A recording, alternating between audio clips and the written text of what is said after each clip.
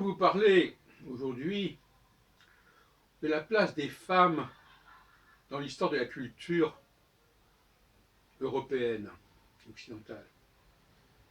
Cette place est extrêmement médiocre. On pourrait la chiffrer autour de 3 à 5%. L'autre jour, j'ai écouté une performance de Patrick Poivre d'Arvor à l'Espace Floral, où il lisait un certain nombre de poèmes. Et j'avais pu noter qu'aucun de ces poètes n'était une femme. Alors, on pourrait peut-être accuser M. Poivre d'Arvor d'être féministe ou d'être plutôt d'être misogyne, ce que je ne pense pas. Je ne vois pas non plus le public ayant protesté spécialement à ce sujet, mais le fait est qu'on n'a pas nommé une seule femme. Bon. Maintenant, si on regarde les anthologies de la poésie française,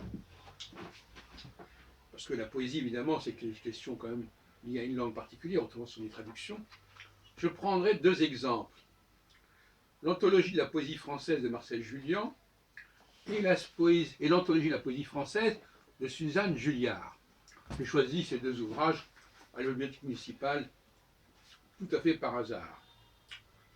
Je consulte l'index qui comporte à peu près 150 noms et je note à peu près 4 ou 5 noms de femmes, qui sont d'ailleurs bien connues, Louise Labbé, Ada Noailles, Marceline Desbordes-Valmore, et c'est à peu près tout, enfin si on...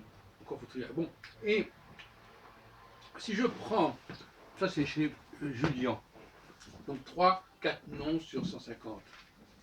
Par exemple là, je vois que madame, comme c'est une femme, c'est intéressant, Suzanne Julliard, je dis, bon, bah, elle a peut-être fait un effort spécialement pour privilégier ses congénères. Et effectivement, on n'a pas grand-chose non plus d'ailleurs. Je crois que le premier qui apparaît, alors il y a Louise Labbé probablement, il y a Marceline Desbordes-Valmore, et puis ensuite, alors, on passe au XXe siècle, et là, on a un petit effort supplémentaire. Catherine Pozzi, 1882-1937, un texte avait Marie-Noël, 1883-1967, 4 textes. Voilà le bilan de la présence féminine au niveau de la poésie. C'est intéressant parce que les anthologies, on n'en trouve pas pour la musique, pour la philosophie, bon, on sait très bien que pour la philosophie, il n'y aurait pas grand-chose à mettre non plus, à part Simone Veil, l'autre Simone Veil, celle qui a un W. Bon, on ne voit pas beaucoup de choses, et c'est pas vrai. Bon, en Allemagne, il y a Hannah Arendt, évidemment. Bon. Maintenant, on pourrait prendre aussi l'anthologie de la littérature française. On trouverait des gens comme George Sand. Bon. Et on trouverait évidemment, pour le XXe siècle, Simone de Beauvoir, Marguerite Yourcenar, Nathalie Sarraute, Marguerite Duras. Voilà. Mais proportionnellement, on est à peu près dans les 5%. Et ça vaut aussi pour le cinéma. Si on prend une anthologie du cinéma, sur un siècle, il n'y a pas eu beaucoup plus qu'un siècle, les grands noms sont à 95% des hommes. Je ne parle pas évidemment des actrices, des comédiennes. Et si on prend justement le cas de l'histoire de la dramaturgie, de l'histoire de la comédie, l'histoire du théâtre, si vous voulez, on trouve également très peu de choses. Bon. Comparativement à l'ensemble. Donc tout ça est assez triste quelque part pour les femmes. Et plus les femmes sont cultivées, et plus elles ne peuvent pas ignorer la situation. Et en plus, comme elles sont cultivées, elles peuvent se dire, ben moi je peux peut-être faire quelque chose. Hein. Donc il y a à la fois en tant qu'elles connaissent la culture en question, elles pourraient éventuellement y contribuer. Je fais un petit clin d'œil à ma grand-mère, Claude Jonquière, qui est effectivement assez inconnu et qui m'a laissé un volume entier de ses œuvres, à la fois poétiques, et d'ailleurs j'avais fait organiser à la cave à poèmes une soirée en son honneur il y a quelques années. Donc effectivement, ma grand-mère maternelle, Sarah Moïse, alias Claude Jonquière, est également quelqu'un qui a produit, mais on ne parle pas des gens qui ont produit, il y a beaucoup de femmes qui ont produit, mais ça n'est pas resté, si vous voulez, en ce qui concerne la postérité. Parce que les gens qu'on cite ici, ce n'est qu'une toute petite partie de tous ceux qui ont écrit sur la poésie, au cinéma. On parle de l'élite. Plus on descend au niveau de la médiocrité, plus on trouve de femmes, évidemment.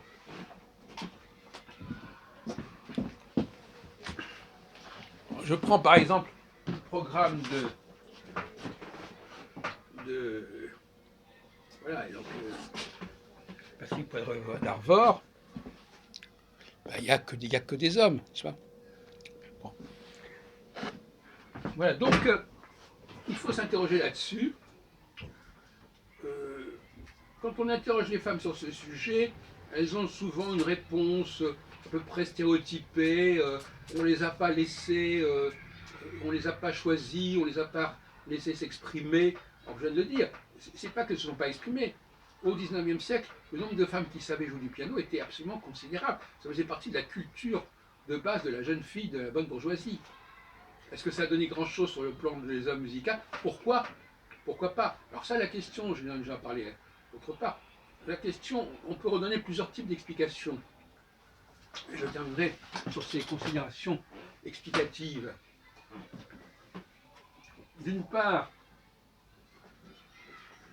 je crois qu'elles sont tellement dans la jouissance, je veux dire quelque part, elles sont tellement dans la jouissance de ce qui existe, elles sont tellement pleines de ce que le monde peut leur apporter, qu'elles n'ont pas le réflexe de pouvoir donner de leur côté. Vous voyez ce que je veux dire? Moi-même, j'ai été pris dans ce genre de problème. J'ai trop écouté de la musique, trop été émerveillé par la musique des autres, et ça m'a gêné dans l'expression de la propre musique pendant un certain temps. Bon. Ça, c'est un point important. Qu'est-ce qu'il y a d'autre comme explication que j'aimerais bien entendre? Je n'accepte pas l'idée qu'on n'ait pas laissé les femmes s'exprimer. C'est une plaisanterie. Ça vaut aussi sur le plan de l'histoire des sciences. Ça vaut aussi pour l'histoire des mathématiques, l'histoire politique même, quelque part, des républiques françaises. Je ne parle pas de la royauté où il y avait effectivement des femmes qui jouaient un certain rôle. D'ailleurs, en ce point de vue-là, la fin de la monarchie française a plutôt nui à la présence féminine au sommet que le contraire. Parce que le nombre de femmes qui ont joué un rôle en tant que régente, etc., est considérable en France. Depuis Blanche de Castille, la mère de Louis IX, Saint-Louis, jusqu'à Eugénie de Montijo, la femme de Napoléon III, en passant par Joséphine de Beauharnais, ou Marie-Antoinette, ou encore Anne d'Autriche ou Marie-Thérèse d'Autriche, et Catherine de Médicis ou Marie de Médicis, etc. Mais le résultat est le même. Alors en sciences, on a Marie Curie, bon, très bien, qui a d'ailleurs introduit un produit extrêmement toxique qui s'appelle le radium. On peut vraiment en être ravi. C'est ça qui a permis, qui sert à le mot radium lui-même veut dire rayonnement, donc on voit ce que ça veut dire. Et en revanche, effectivement, les femmes ont servi de muse. Elles ont beaucoup, par exemple, dans ces poèmes dont je parle, un grand nombre parlent des femmes, que ce soit Ronsard, que ce soit Corneille, parfois d'ailleurs avec un côté un peu grimaçant, quand vous serez bien vieille, etc., ou marquise, etc. Mais que les femmes aient été des inspiratrices, des dédicatrices des poèmes, ça c'est une évidence. On voit bien qu'il y a une répartition des rôles.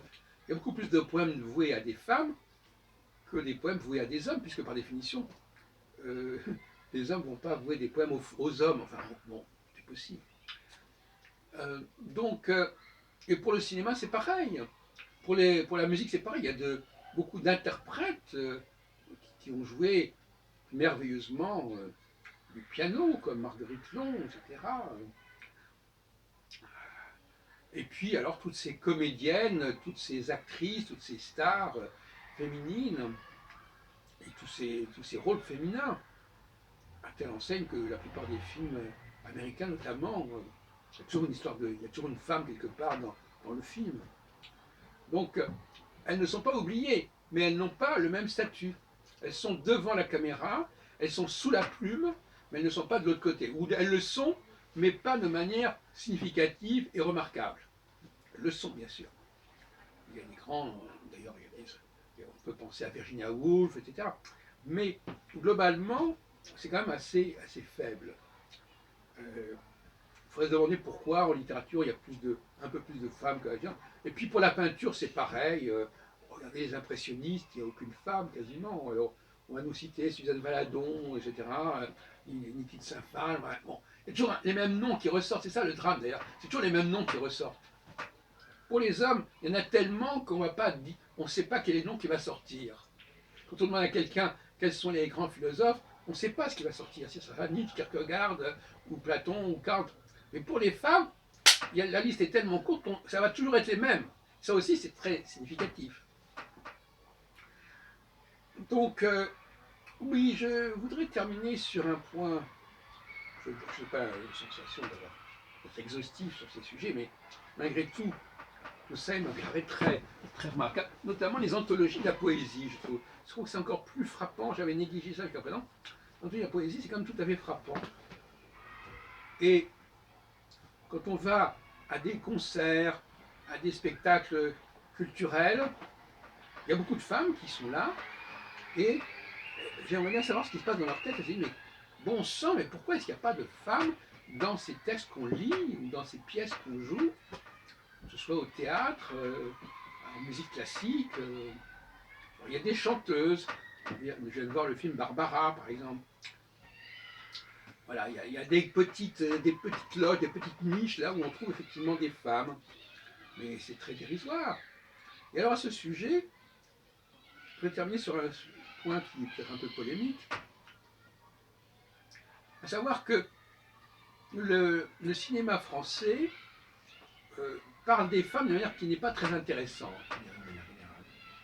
qui n'est pas suffisamment pointue.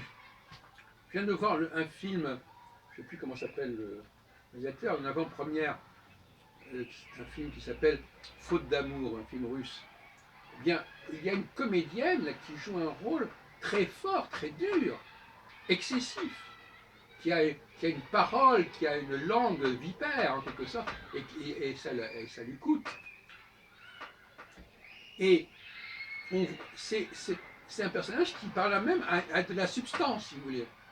Maintenant, si vous enlevez aux femmes leur venin, leur impulsivité à dire des choses qu'il ne faut pas dire, etc., et bien, finalement, le film s'en ressent, et l'image de la femme aussi est édulcorée. Dans le film Le Violent avec Humphrey Bogart, par exemple, que j'ai vu il y a quelques jours, je crois que c'était la semaine du cinéma des cinéastes, à Clichy, eh bien, chaque fois que les moments où le personnage de Bogart devient complètement incontrôlable, c'est parce qu'une femme a dit une chose qu'elle ne devait pas dire. C'est elle qui a déclenché, c'est elle qui a piqué. Elle ne l'a pas fait exprès. Après, elle s'excuse. Ah, j'aurais pas dû dire ça. Ah, ça, je le savais, mais j'aurais pas dû le saigner. Et cette espèce de capacité à dire des choses qu'il ne faut pas dire, ou à dire des... Eh bien ça, c'est intéressant au moins. Parce que là, on nous décrit la société. La société. À partir du moment où le cinéma français met des gants pour parler des femmes, présente les femmes sous un jour un petit peu comme ça, tiède, ben, il enlève de la substance au récit, d'abord, parce que la femme joue un rôle dans le rebondissement de certaines actions. Par exemple, beaucoup de films américains montrent des femmes qui traversent la vie d'un homme et de façon complètement dramatique. Hein, on pense par exemple au film, le fameux film Le train sifflera 3 fois avec Ray Cooper et Grace Kelly. Bon, bah, tout problème, quel est le rôle de la femme? Qu'est-ce qu'on fait avec cette femme? Qu'est-ce qu'elle nous fait faire, etc. Eh bien, il me semble que le cinéma français est en... Probablement, ce n'était pas le cas il y a quelques décennies, mais aujourd'hui, le cinéma français, il n'ose pas parler des femmes de manière, disons, péjorative, négative, ce qui fait qu'il n'est pas dans la... Il est dans une sorte de déni, il n'est pas dans la réalité, parce que la femme, elle a aussi une réalité, elle a ses aspérités, hein. Elle est capable de créer des drames, de créer des tensions, et le film de cinéma français perd beaucoup à ne pas jouer cette carte-là pour ménager probablement un certain public, pour ne pas tâcher la réputation, l'image des femmes, etc. Bon, voyez-vous. Et puis on pourrait imaginer, alors à ce moment-là, je continuerai à terminer là-dessus en disant, on pourrait imaginer que le cinéma français aurait pu inventer comme ça des... C'est assez curieux que dans cette période de trucage, etc., on ne soit pas parvenu à inventer des personnages de femmes géniales, de femmes remarquables, de grandes créatrices, etc. On n'a pas l'impression que ce soit non plus un grand thème. Quant aux femmes cinéastes, bon, qu'est-ce qu'elles ont apporté de plus à la cause féminine? C'est pas certain. Mais paradoxalement, elles sont parfois plus dans la vérité du caractère féminin, même de façon parfois assez cruelle, assez crue, que les cinéastes masculins. Parce qu'effectivement, les cinéastes masculins, ils ont une sorte d'autocensure. Les cinéastes féminins, ils montrent les femmes sous un jour beaucoup plus cru. Voilà, donc voilà ce que je voulais vous dire. C'est un peu la goutte d'eau qui fait déborder le vase. Effectivement, maintenant, quand on regarde l'anthologie de la poésie, on est obligé de constater que la place, le rôle, si vous voulez, à la limite pour être méchant, que les femmes n'aient pas existé en musique, en poésie et dans tout un ensemble de domaines, ça n'aurait rien changé à l'histoire de l'humanité. C'est une quantité négligeable.